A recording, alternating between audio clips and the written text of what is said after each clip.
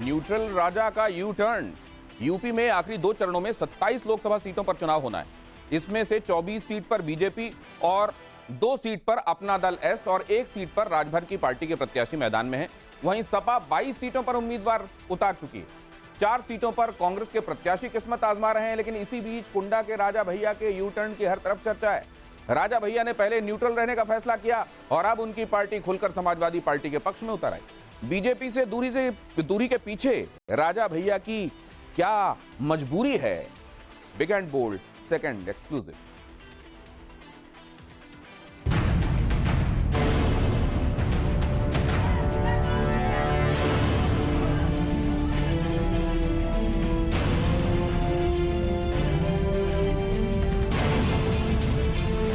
सत्ता दल जिंदाबाद जिंदाबाद जिंदाबाद, सत्ता दल जिंदाबाद जिंदाबाद जिंदाबाद। प्रतापगढ़ में अखिलेश यादव के मंच पर लगे जनसत्ता दल जिंदाबाद के नारे। जनसत्ता दल यानी कुंडा के रघुराज प्रताप सिंह यानी राजा भैया का दल। उसी राजा भैया की पार्टी जिसने किसी दल को समर्थन नहीं करने की बात कही, लेकिन वोटिंग से ठीक पहले समाजवादी पार्टी को खुल्लम खुल्ला समर्थन दे दिया। और जब समाजवादी पार्टी के राष्ट्रीय अध्यक्ष अखिलेश यादव प्रतापगढ़ पहुंचे तो बिना नाम लिए ही राजा भैया की पार्टी को धन्यवाद कहा। जिन दलों ने हमारा साथ देने का काम फैसला लिया है, मैं सभी दलों का धन्यवाद देता हूं और आभार भी प्रकट करता हूं।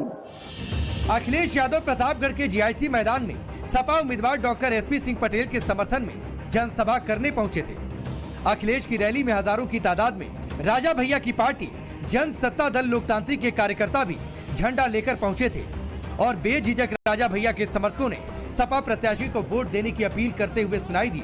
तो वहीं जनसभा में राजा भैया का नाम लिए बिना अखिलेश ने इशारों में कहा, जो नाराज थे अब तो उनका भी समर्थन मिल रहा है। आपको चारों तरफ से समर्थन मिल रहा है कि नहीं मिल रहा है?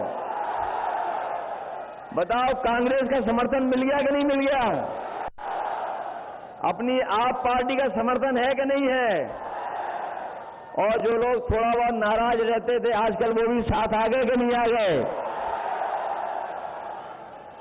बताओ, आपकी सब तरफ से मदद हो रही है कि नहीं हो रही?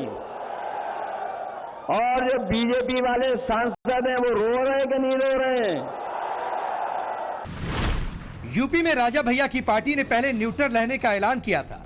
किसी भी पार्टी को मदद नहीं करने की बात कही थी, लेकिन वोटिंग के करीब आते ही यू टर्न ले लिया और समाजवादी पार्टी को समर्थन देने का ऐलान कर दिया। प्रतापगढ़ के साथ साथ पड़ोस के मिर्जापुर में राजा भैया की पार्टी ने समाजवादी पार्टी को समर्थन दे दिया।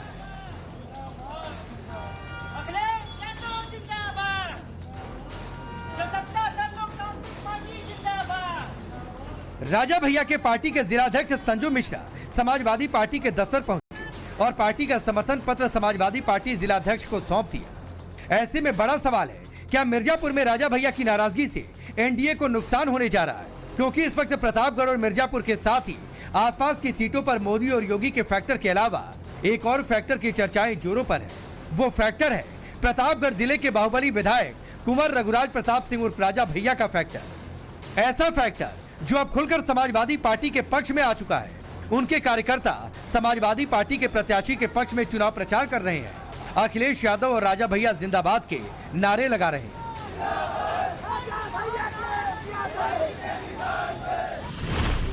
राजा भैया की नाराजगी के बाद उनकी पार्टी ने कौशाम्बी लोकसभा सीट पर समाजवादी पार्टी को समर्थन दिया है। कौशाम्बी में 20 मई को वोटिंग हो चुकी है। प्रतापगढ़ सीट पर भी राजा भैया की पार्टी ने सपा को समर्थन दिया है। वहीं मिर्जापुर सीट पर भी राजा भैया की पार्टी जनसत्ता दल लोकतांत्रिक समाजवादी पार्टी के समर्थन में आ गई। प्रतापगढ़ के बेती महल में 14 मई को राजा भैया के समर्थकों का सम्मेलन हुआ। सम्मेलन लोकसभा चुनाव को लेकर था। मीटिंग से पहले कौशाम्बी से बीजेपी उम्मीदवार विनोद सोनकर और केंद्रीय मंत्री संजीव बालियान ने बेती कोठी पहुंचकर राजा भैया से मुलाकात की। उनसे पहले कौशाम्बी से सपा प्रत्याशी पुष्पेंद्र सरोज भी राजा भैया से मिले थे, लेकिन आखिरकार राजा भैया ने खुद को तटस्थ रखते हुए ऐलान किया कि उनके समर्थक लोकसभा चुनाव में जिसे चाहे उसे वोट कर सकते हैं। सबसे राय लेने के बाद अब ये निर्णय लिया गया कि इस चुनाव में जनसत्ता दल की तरफ से कोई किसी के समर्थन का निर्णय नहीं लिया गया है और सभी सम्मानित जो कार्यकर्ता समर्थक है, जिनका जहां मन हो, जिसको मतदान करना, जिसको आशीर्वाद देना, वो स्वतंत्र है, वहां कर सकते हैं। लेकिन हर गुजरते लम्हे के साथ प्रतापगढ़ और उसके आसपास के इलाकों में चुनावी माहौल बदलता रहा। अंदर खाने से खबर आई कि राजा भैया के कार्यकर्ता समाजवादी पार्टी के पक्ष में प्रचार कर रहे हैं। इसी बीच राजा भैया के गढ़ कुंडा में अनुप्रिया पटेल पहुंची और राजा भैया पर डायरेक्ट अटैक कर उनकी नाराजगी को नेक्स्ट लेवल पर पहुंचा दिया। से पैदा नहीं होता, ईवीएम के बटन से पैदा होता है। तो ऐसे स्वघोषित राजाओं को जिन्हें लगता है कि कुंडा हमारी जागीर है, उनके भ्रम को तोड़ने का अब आपके पास एक बहुत बड़ा सुनहरा अवसर आ चुका है। मैं आपसे कहना चाहती हूं कि इस बार जब 20 मई को आप ईवीएम का बटन दबाने जाएंगे तो याद रखिएगा कि इस देश के अंदर अब केवल मतदाता ही सर्वशक्तिमान है और राजा या रंग बनाने का काम सिर्फ आप मतदाता भाइयों के हाथों में है।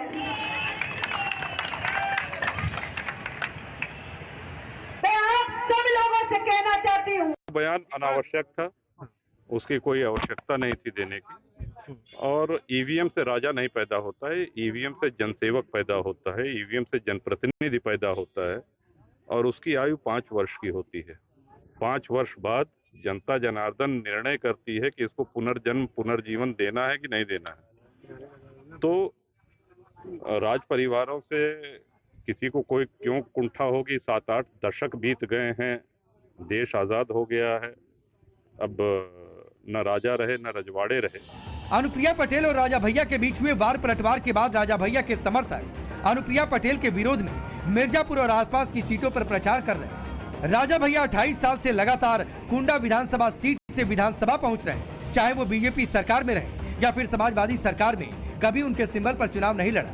2018 में उन्होंने जनसत्ता दल के नाम से अपनी पार्टी बना ली। कुंडा से राजा भैया खुद विधायक हैं। इस बार के चुनाव में राजा भैया अपनी पार्टी का बीजेपी के साथ गठबंधन करना चाहते थे। इसके लिए राजा भैया ने 4 मई को अमित शाह से बेंगलुरु में मुलाकात की थी। दोनों नेताओं के बीच 1 घंटे तक होटल के बंद कमरे में बातचीत हुई, लेकिन बात बन नहीं सकी क्योंकि उस वक्त तक बीजेपी ने प्रतापगढ़ और कौशाम्बी से अपने उम्मीदवारों के नाम का ऐलान कर दिया था। बहुत अच्छी मुलाकात और बहुत ही अच्छी। आपसे समर्थन में आगे होंगे सर? नहीं, अब वो जाने दीजिए बंद कमरे में क्या बात हुई, लेकिन बहुत अच्छी मुलाकात और बहुत ही जिसको हम कहेंगे कि यादगार मुलाकात। पिछले राज्यसभा चुनावों में राजा भैया समाजवादी पार्टी का साथ छोड़कर बीजेपी के साथ आ गए थे। हालिया राज्यसभा चुनाव में भी समाजवादी पार्टी से बातचीत होने के बावजूद राजा भैया ने बीजेपी के कैंडिडेट को वोट दिया। राजा भैया और उनकी पार्टी को ये लगता था कि बीजेपी के साथ आने से उनकी पार्टी को फायदा होगा। राजा भैया कौशाम्बी लोकसभा सीट पर अपने एक नजदीकी व्यक्ति को टिकट दिलाना चाहते थे और इसके साथ ही योगी मंत्रिमंडल में मंत्री पद की उनकी चाहत थी, लेकिन बीजेपी ने उनकी एक नहीं सुनी। और जब राजा भैया को ये लगा कि अब बीजेपी के साथ रहने से उनको कोई फायदा नहीं होगा, तो उन्होंने एक बार फिर समाजवादी पार्टी के साथ अपनी नजदीकियां बढ़ा ली। मिर्जापुर में राजा भैया की पार्टी समाजवादी पार्टी के पक्ष में प्रचार कर रही है। मिर्जापुर से एनडीए उम्मीदवार अनुप्रिया पटेल चुनावी मैदान में। साफ है, राजा भैया के दल ने अनुप्रिया पटेल के खिलाफ मोर्चा खोल दिया है। ये वही राजा भैया हैं जो यूपी विधानसभा के अंदर से लेकर बाहर तक बीजेपी के साथ दिखाई देते रहे हैं, खासतौर पर सनातन और राष्ट्रवाद के मुद्दे को लेकर। राम के नाम से क्या लोगों का पेट भरेगा? क्या लोगों की? देखिए, ये सवाल अपने आप में बहुत खतरनाक है और हिंदू आस्था पे चोट है। ये कतई ये प्रश्न करना ही नहीं चाहिए, क्योंकि अगर आप ये प्रश्न करते हैं तो हर उस व्यक्ति से भी करिए कि क्या मस्जिद से पेट भरेगा। साल 2017 से लेकर 2024 तक 6 बड़े मौकों पर रघुराज प्रताप सिंह उर्फ राजा भैया ने बीजेपी को समर्थन दिया।